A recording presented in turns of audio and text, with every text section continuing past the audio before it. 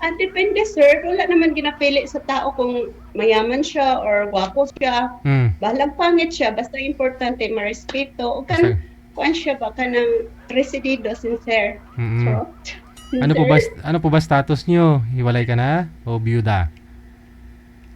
Walay na, mag 3 years na. So, saan ka nga po ngayon? Saudi? Dali sa Qatar, Ah, 4 years na Qatar. pod, mag 4 years. So, namatay ho si mister nyo nung pumunta ka na ng Qatar. Wala namatay, sir. Buhi pa siya. Ah, Nagbulag lang jud me as in. bulag lang. Yes. Naghiwalay lang. Okay, sige. Ilan po anak ninyo? Tatlo, sir. 25 years old ang panganay. Ang ikaduha, 20 years old. Ang Hmm. ikatulo, 18 years old. Hmm. Poros boy. Ano po kayo tumatagay? Ano iniinom mo? Sir, kainom kong tubig nga init kay tugnaw ba? Naghubad lang ko sa jacket kay magpuan sa Okay. para makita lang to akong kuan ba o lawas. Joke lang. Daway. Tugnaw, sir po. Inom Okay. tubig, sir. Oo.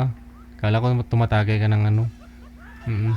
Ano Init oras? tubig, sir. Anong kung init tubig, kay tugnaw diri sa Middle East, basta yung aning kuan. Winter. Panahon. Oo. Sige. Sir, disconnect mo na po yung Bluetooth mo habang wala pa. Hindi pa ako kayo nag-uusap.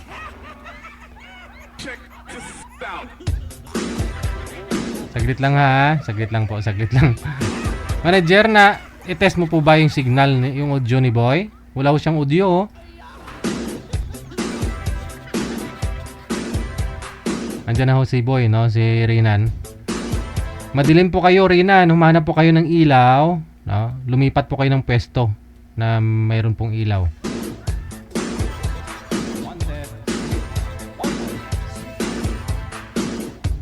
Kasi ho nilalamig si ma'am. Kailangan matanggal mo. Matulungan mo siya na matanggal yung mga lamig-lamig. No? Saan po kayo ngayon, sir? Saang lugar? Province? Bansa?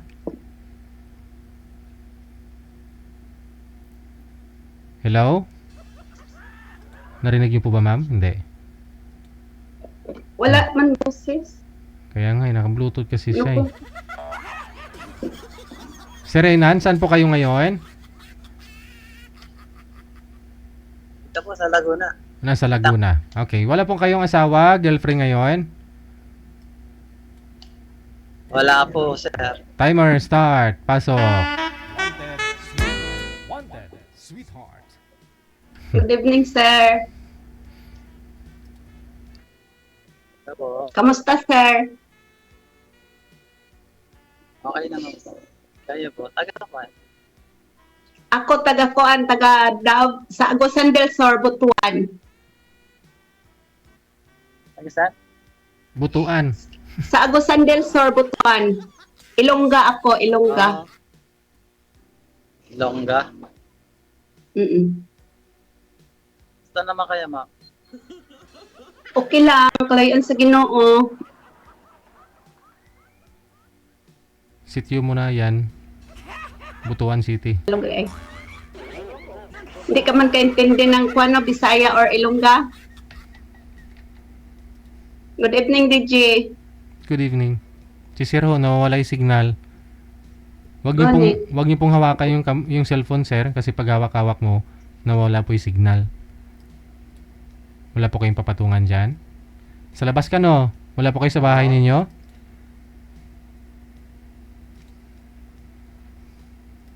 Yes, sir. Ito lang tapat. Oo. Panay suklay. Saan ka, ma'am, ngayon? Ano, sir? Hello? Saan ka daw ngayon? Ay, dito ko sa Qatar. Naghanap buhay para sa pamilya, para mapatapos pag-aral mga anak.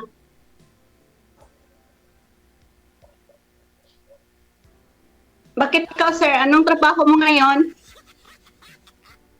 May hindi ako, sir. Ma'am, food cart na shawarma. Ah. Gusto na to. Tapos, Hiwalay ka sa asawa mo din, sir? 4 years na, ma'am. Oh. Ganun ba? Ah. Bakit napatawa? Pila na imong edad, sir? Ilang taon ka na? 46. Ako 47. Mag-47 ako sa January 27. Mm. Ako mag-48, January din, January 9. Charot. Uh, Bitaw, tinod mo siya. So, pila imong anak? 5. Oh my, daghan na, oy! Lord, 5. Dagko na? Malaki na sila. Malaki na naman siya. Bata pa nung Panganay mo? Bata pa nung kumire. Panganay mo ilang taon? 22.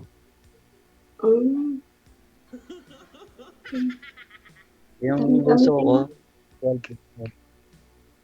Po? Ilan 12 taon years bunso mo? old. Oh. 12. Akin sir is 25 years old. Yung panganay ko, tapos may apo na ako, 3 years old, tapos may pulis siya, nakatapos siya ng pulis, tapos koan, yung pangalawa ko is 20 years old, business administration, third year college, karon na taon.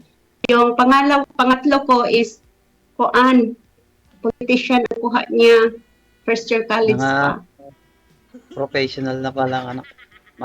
Wala, isa pa lang nakatapos. Nakapasa din siya sa kuan sa examination na Polcom, pero nag-office lang siya. Basta ka naman, ma'am. Okay lang, kalayan sa Ginoo, ang importante may lawas. Nya ikaw sir, unsa man wala kay nobyo karon, nobya or unsa ba? Ako rin. Well, Char. kaya Tinuod. kaya nga sumali ako dito baka dito makakahanap Tama man po kay dili kay DJ Gel nagawanted kuan man jud daw ang kuan gud niya din so kailangan ganun. Malay mo ikaw na. Depende sa panahon kung kuan. Ngano man na nakaikabuhi sa ako sir kung mauli ko? Ha? Na nakaikabuhi sa ako kung mauli ko sakaling magundang na kog abroad. Tagalog lang. Dito mo naitindihan. Tagalog lang po. Ma'am, Ay, magtagalog ka para Sorry, maintindihan sorry. niya. Ay sorry. Sakaling uwi ako sir next year. Mabubuhay mo ba ako sakali? Charot. Oo naman, kaya. Pana ba? Panay gusto. Nag-iinom ka ba, sir? Nag-iinom ka? Nag-iinom ka ba ng mga makalaseng? Hindi ka nag-inom? Ako dati hindi na. Naghinto ka na? Hindi rin. Oh, good. Yan ang gusto. Huwag mag-inom. Magkuhan ng malasing or kuan. Pwede man siya sa ang pag-inom. Natural man yan. Pwede mag-inom. Pero ilagay sa not sa kuan or normal. Huwag araw-araw, huwag palagi. Natural lang man siya. Occasion. Kasi nag-reel ako ngayon, di na. Dati nag-inom ako. Pero hindi na. Tsaka, Di ba? Yossi. Hindi talaga ako natuto nag-Yossi. Sa pool, binata daw nag-sinigiril. Hanggang ngayon. Mabuti kung ganun. Okay. Mabuti ang ganyan, sir. Kasi, ang importante kasi sa atin, yung walang bisyo na kuan ba. Kung mayroon man yung inom, natural lang siya. Pero occasion, para sa akin, ako isa bilang babae, hindi man ako magbawal sa isang lalaki or mag-asawa ko or maging kami na mag-inom siya. Sa occasion lang. Pero pag anong kuan, sundin ako, advice ko, sundin ako. Huwag yung patigasan tayong dalaw, patigasan ito ng ganyan. Kailan uwi mo? Nga po, Kailan ang uwi mo?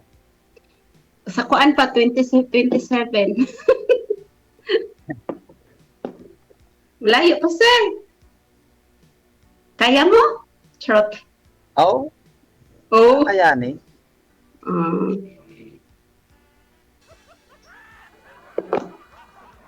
May Facebook ka? Ha? Facebook? Mayroon akong Facebook, pero bawal man isabi dito. Ay, sorry. Sorry nga pala. Na, bawal man kasi, di ba naglagay sila ng kuan paalala sa atin, nagbigay sila mga pangalan natin. Sorry DJ. Sorry DJ. Okay po. Binasa ko nga kanina eh. Nabasa. Itong pangalan ko, dito lang to siya sa emo talaga. Siya. Dito na lang sa Ano iyo. pang apelyido mo, sir? Ay, wag na. Ano? Tama. Tagas, ano pala talaga, sir? Anong kuan dahilan ng paghiwalay niyo ng asawa mo ngayon? Mahabang ano eh. Ay, Wala. Umali siya. Di na bumalik. nag-abroad? Oo. Hindi na siya umuwi sa iyo? Hindi. Umakabilang bahay na. So ngayon, hindi na siya abroad. Nandun pa rin. Abroad pa siya? Oo.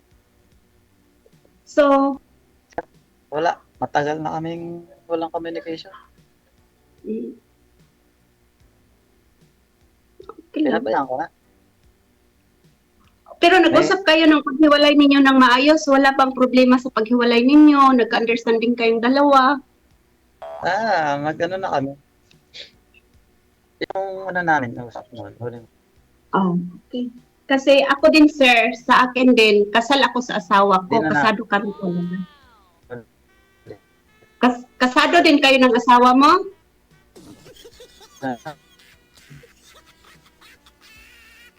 Kasado din kayo ng asawa mo, sir?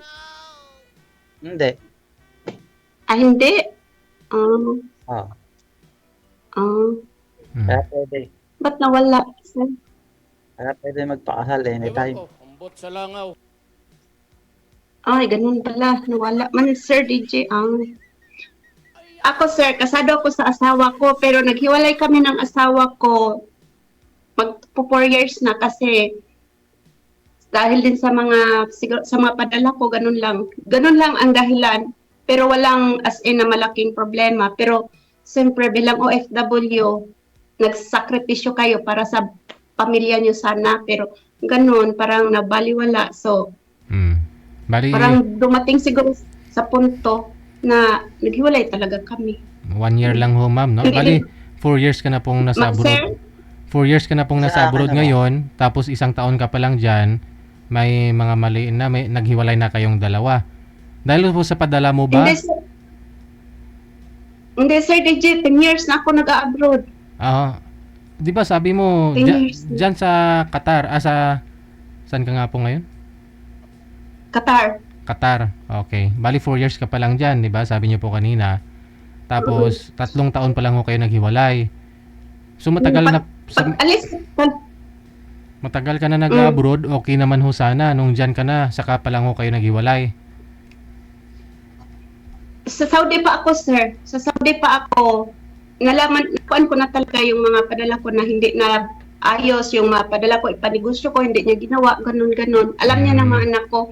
Sa mga bata, sa gasto, walang problema kasi natural gasto sa natin mag-ina, mag-asawa. Plano natin yan para makatapos lang, walang problema. Ang sa akin lang, kung ano yung gusto bilang OFW, sundin nyo naman kasi kami bilang OFW, hindi lang kami pumunta dito para mamulot ng pera, sakripisyo, dugo, iyak, lungkot, lahat, Pero, ginawa ma'am, ng stress. pero, Kung anong ma'am, gusto namin, susundin. pero sa 10 years, ma'am, dinugo ka na po ba? Hindi naman. Napag-abroad mo. Dapat ginaba, dugo, butong! Hindi, totoo po. Dinugo. Ako sa bagay, may period pa, no? Pawis, dugo. Ito, sir. Pawis, dugo, okay, mapilas ka, yung uga, sinusuntok, yung iba, maltrato ng mga amo. Ganun Pero, ibig ko sabihin sa dugo. Pero hindi naman nangyari. Yung iba ni-rape. Hindi naman nangyari sa iyo 'yon. Ay, wala. God, first God, hallelujah, wala. Okay. Mabait. So, ang gusto mo po sana mangyari, ikaw bilang isang OFW, gagawin ng asawa mo kung ano yung gusto mo. Ano po ba yung hinihingi Yes, mo oo. kay mister mo?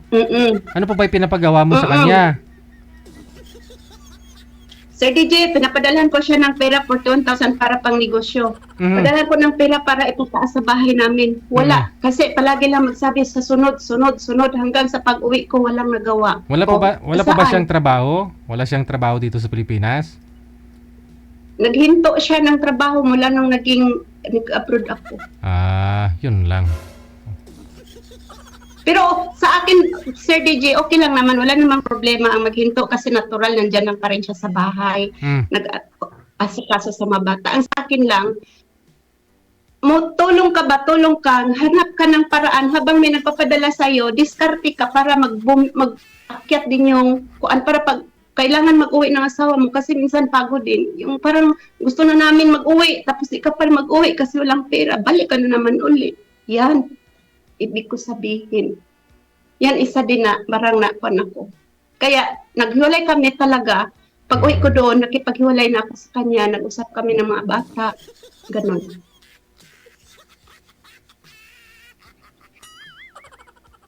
Okay. Ganon. Gana. Dinudugo ko na. Sirs, huwag na natin pag-usapan yung past kasi magsakit yung damdamin natin. Hayaan natin yan. Be strong tayo. Strong. Mga OFW, alam ko dami mga OFW tumitingin dito. Strong. Huwag magpadala sa stress. Huwag magpadala sa mga problema. Okay, ba totoo naman? Bago ka mag-OFW, kailangan strong yun. Buo ang loob. May problema sa Pinas dito. Kailangan kaya mong palusutan. Eddie, wow. O ano, sir? May ibubuhay ka sa akin, sir, pag uwi ko, sir? Shot. Ano ba?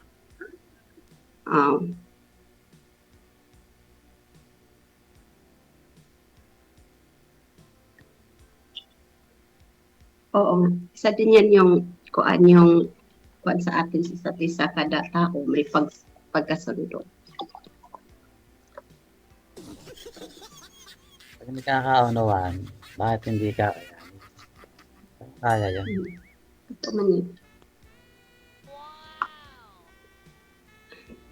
Yes, mo yan. Tubig lang yun tubig lang.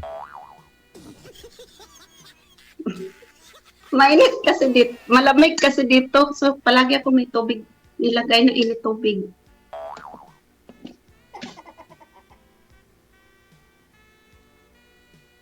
So ngayon, sir, anong gusto mo pala sa isang babae, sir? Tabian? Yung daldal? Ano? Anong gusto mo sa isang babae? Yung madaldal or tahimik? Or yung prangka? Ay, yung prangka, tsaka pati, yung mapagmahal siya.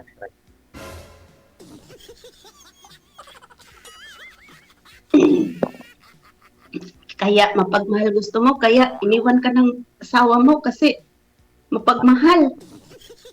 Wag yang pagmahal, sir. Hindi importante yung pagmamahal. Ang importante yung may pera at may ipapakain ka sa pamilya mo na ngayon. Ang pagmamahal, matutunan lang yung pagdating sa panahon. Sir? Oo. Ganun ba? Siyempre, O, di ba, kasama sir? yung Totoo? Sir DJ, tama ba? para Pera talaga, no? Ah, Mm, sa panahon kasi ngayon. hindi mo masabing mahal mo kasama siya. yung pera. Kung mahal Para ka, tumagal. hindi mo masabing mahal ka kung nagugutom ka niya, no? Pinapagutuman. Oo. Kung wala kang pera ipakain sa pamilya mo at ibigay sa asawa mo, luho ng pamilya mo. So, example, maghingi asawa mo, love, magbili tayo ng damit, may gusto ako doon, simba ko, tapos wala kang ibigay. Hmm. Oh, okay lang kung marunong mag-discarte yung asawa mo, magmanikir or ano, pero kung hindi, iwan ka na naman ulit.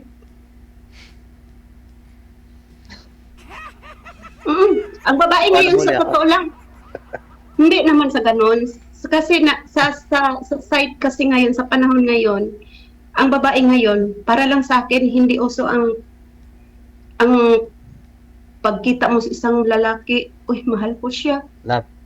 Hindi. kailangan i-process nyo pa yun sa isa't isa. Kung mamahal mo siya at sa hindi, at kung sa araw-araw niyong usap kung na pamahal siya sa iyo, so matutunan mo lang yan siya. Tapos, ang importante na pagdating sa panahon, mayroon tayong makikita na diskarte kasi kung wala tayong kainin, wala tayong bahay, sarili mo ba yung bahay mo dyan sa Manila, sir? Nag-aarkila ka? Laguna, sa Laguna. Sarili. Oh, buti. Hindi.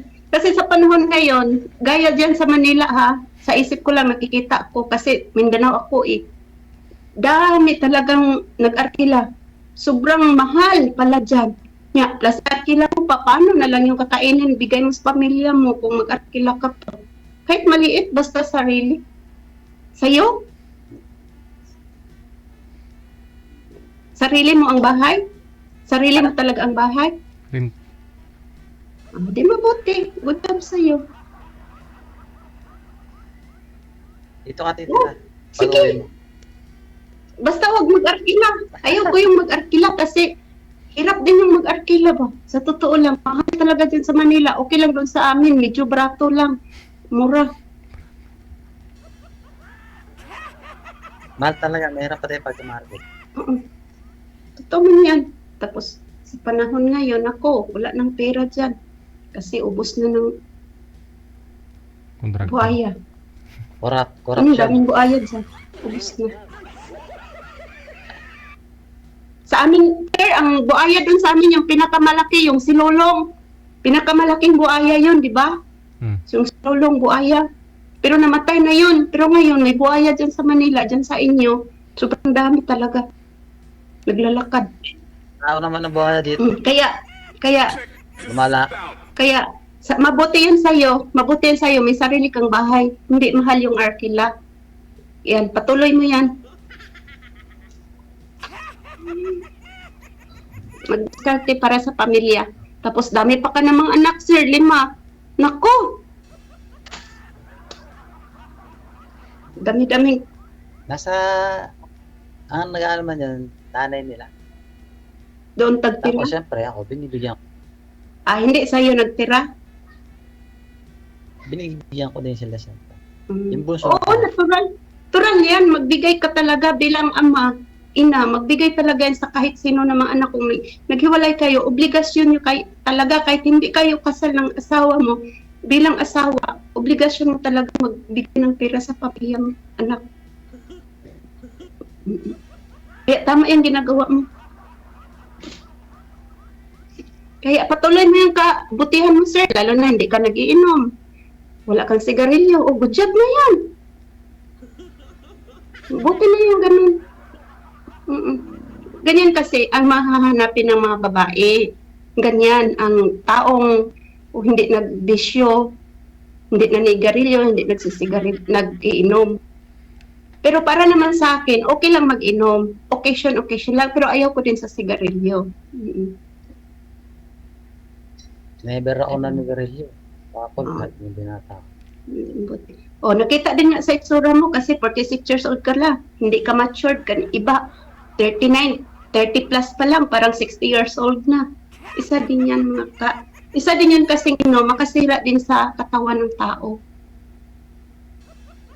40 na ako. 47 na sa January Oo nga. 27. Kaya makikita mo sa isang tao na walang bisyo, na walang kuan. Kasi pag isang tao may bisyo, mabihira talaga yan makikita ng mga babae. Lalo naglasinggo, naku, kawawa ka. Diyan ka na lang kung lasinggo ka. Tapos hiwalay ka pasawa mo, okay lang siguro kung binata ka, kahit binata nga sa ngayon.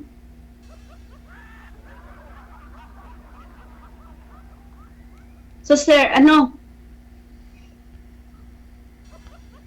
Tanungin mo si sir kung gusto ka niya, ma'am. Wala kang work.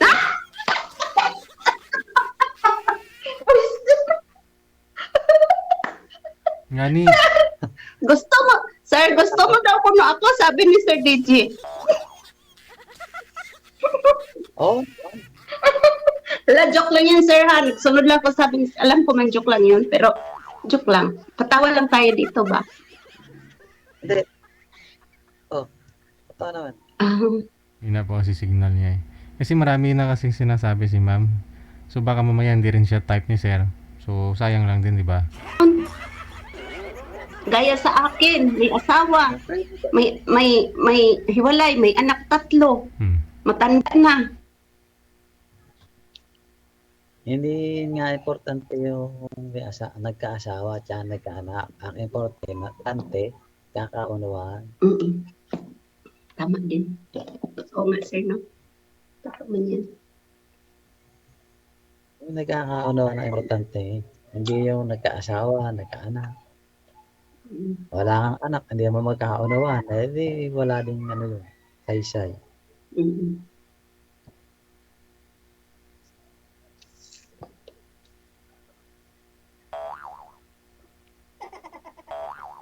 Hello? Sir DJ, Merry Christmas!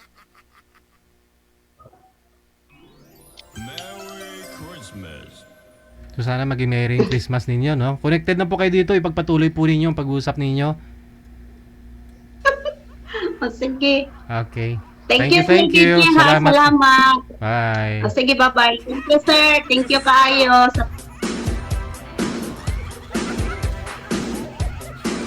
Oo nga naman, kasi siyempre, yun po yung yung standard niya, sinasabi niya kasi kanina. Ayaw niya lang may bisyong lalaki. Okay lang, occasionally, no, yung lalaki umiinom, ganun. Marami siyang sinabi, di ba? Pero gusto ko po kasi malaman, kasi si Sir hindi masyadong nagsasalita. Tanungin niya si Sir kung gusto siya. Baka mamaya hindi rin gusto.